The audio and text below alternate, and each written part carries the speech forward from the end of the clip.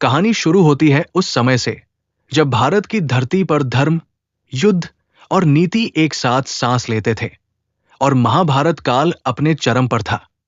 ये वो युग था जब जीवन के हर निर्णय में नीति और शक्ति का संघर्ष दिखाई देता था। उसी कालखंड में एक ऐसे बालक की कथा जन्म लेती है जो कभी किसी राजमहल में नहीं रहा, जिसके सिर पर राजमुकुट नहीं था और जिसके जीवन में वैभव का कोई स्थान नहीं था। फिर भी उसके भीतर अद्भुत प्रतिभा, अपार समर्पण और असीम श्रद्धा का ऐसा संगम था जो उसे साधारण से असाधारण बना देता है। यही बालक आगे चलकर इतिहास के सबसे गूढ़ प्रश्नों का प्रतीक बन जाता है। उस बालक का नाम था एकलव्य। एकलव्य निषाद राज हिरण्यधनु का पुत्र था और उसका जीवन जंगलों की गोद में बीता था। पेड़ उसकी छत थे, धरती उसका बिस्तर और प्रकृति ही उसकी सच्ची गुरु थी। राजमहलों की चकाचौंध से दूर उसका संसार सरल था, लेकिन उसके सपने अत्यंत ऊंचे थे। धनुष और बाण उसके लिए केवल हथियार नहीं थे, बल्कि उसकी पहचान, उसका स्वप्न और उसका भविष्य थे। जब भी वो किसी यात्री से महान योद्धाओं की कथाएं सुनता या धनुर्विद्या की चर्चा होती, उसकी आंखों में एक ही सपना चमक उठता कि वो भी एक दिन महान धनुर्धर बनेगा। उस समय पूरे आर्यावर्त में धनुर्विद्या का सबसे महान गुरु केवल एक ही माना जाता था, आचार्य द्रोणाचार्य। एकलव्य ने आचार्य द्रोणाचार्य को देखे बिना ही उन्हें अपना गुरु मान लिया था। उसके मन में यह दृढ़ विश्वास था कि यदि उसे सही दिशा मिल जाए तो वो अपने लक्ष्य तक अवश्य पहुंचेगा।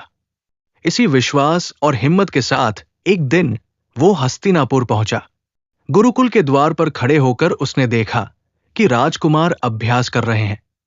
अर्जुन, भीम, युधिष्ठिर, नकुल और सहदेव। उनके बीच खड़े थे गंभीर, तेजस्वी और अनुशासन प्रिय आचार्य द्रोणाचार्य। ये दृश्य देखते ही एकलव्य का हृदय भर आया और उसके मन में ये आशा जागी कि यदि यही उसके गुरु बन जाएं, तो उसका जीवन सफल हो जाएगा। वो आगे बढ़ा, विनम्रता से द्रोणाचार्य के चरणों में प्रणाम किया और अत्यंत श्रद्धा से बोला कि वह धनुर्विद्या सीखना चाहता है और उन्हें अपना गुरु बनाना चाहता है। द्रोणाचार्य ने एकलव्य को ध्यान से देखा, उसके वस्त्र, उसकी पृष्ठभूमि और उसकी पहचान को परखा। कुछ क्षण मौन के बाद उन्होंने कठोर स्वर में कहा कि वह केवल राजकुमारों को ही शिक्षा देते हैं और एकलव्य यहां शिक्षा प्राप्त नहीं कर सकता। यह वाक्य एकलव्य के लिए वज्रपात के समान था। फिर भी उसने न विरोध किया, न क्रोध दिखाया। उसने केवल सिर झुकाया और शांत स्वर में कहा, जैसा गुरुदेव की आज्ञा, और बिना कुछ कहे वहां से लौट गया।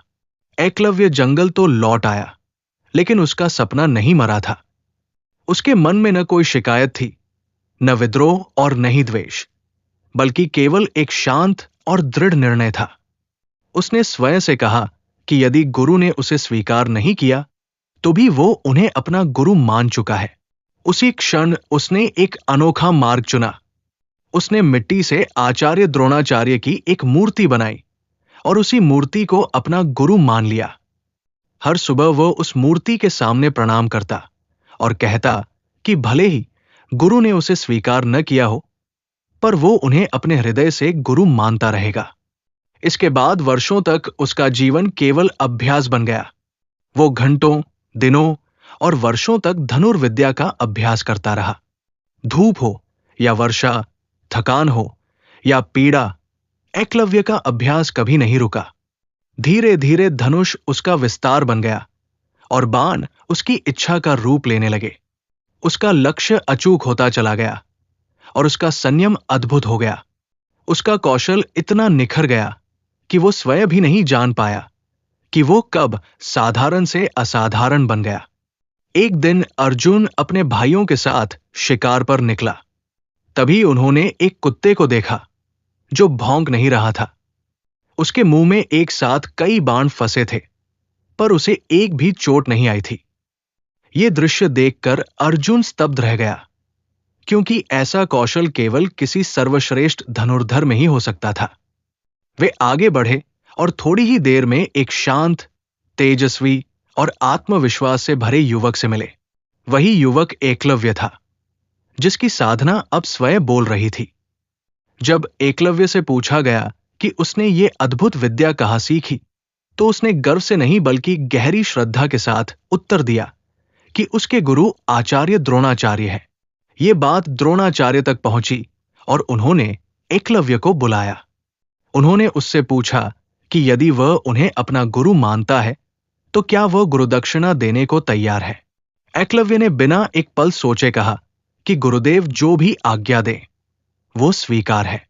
तब द्रोणाचार्य ने उससे उसके दाहिने हाथ का अंगूठा मांग लिया। सभा स्तब्ध रह गई, लेकिन एकलव्य के चेहरे पर न भय था और न संदेह। उसने चाकू उठाया और बिना एक शब्द बोले अपना अंगूठा काटकर गुरु के चरणों में रख दिया। उस क्षण एकलव्य बाहर से भले ही हार गया हो, लेकिन वास्तव में वो अमर हो गया। अंगूठा कटने के बाद भी उसने धनुष नहीं छोड़ा और नए तरीकों से अभ्यास करता रहा। वो शायद इतिहास का सबसे महान धनुर्धर न बन पाया, लेकिन वो सबसे महान शिष्य अवश्य बन गया।